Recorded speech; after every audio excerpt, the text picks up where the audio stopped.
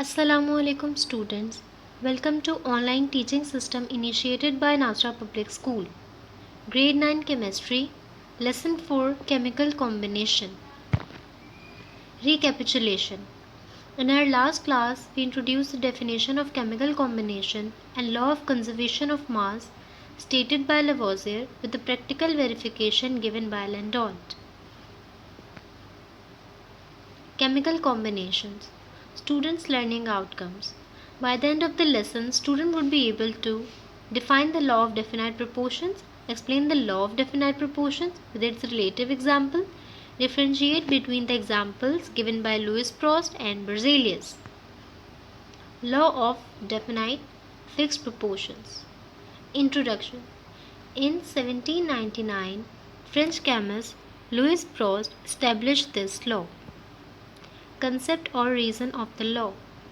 By the end of 18th century, chemists showed that a given compound has made up of fixed element with definite fixed composition.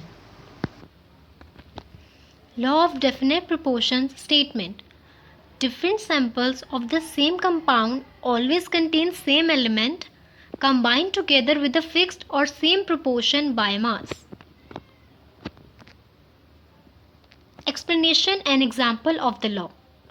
Every sample of pure water, though prepared in the laboratory or obtained from rain, river or water pump, contains 1 part of hydrogen and 8 parts of oxygen by mass. Rules of finding ratio of compound. There are some rules to find the ratio of any compound. Right now we were having a compound that is H2O. H2 is a compound. The elements that made compound is H and O. The rule 1 is telling us that you must have to know the atomic masses of element. The atomic mass of element H is 1 and the atomic mass of element O is 16. That are written below on the left top corner. Second rule. The coefficient that is 2 and present with H is always multiplied by the atomic mass of an element that present before it. As 2 is written with H and 2 is the coefficient, so 2 is always multiplied with the atomic mass of the element that is present before it, which is H, and the atomic mass of H is 1. So the coefficient, which is 2, will be multiplied by the atomic mass of H, which is 1. You can see on the left top corner that 1 multiplied by 2 is equals to 2. So we can write 2 same as it is multiplied by 1. Third rule.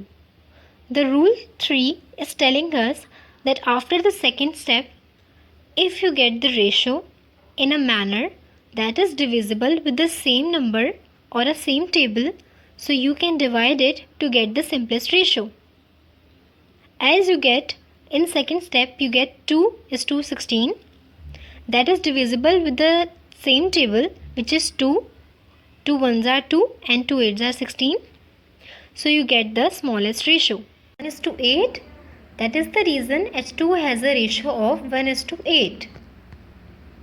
Explanation of definite proportions by J.J. Berzelius.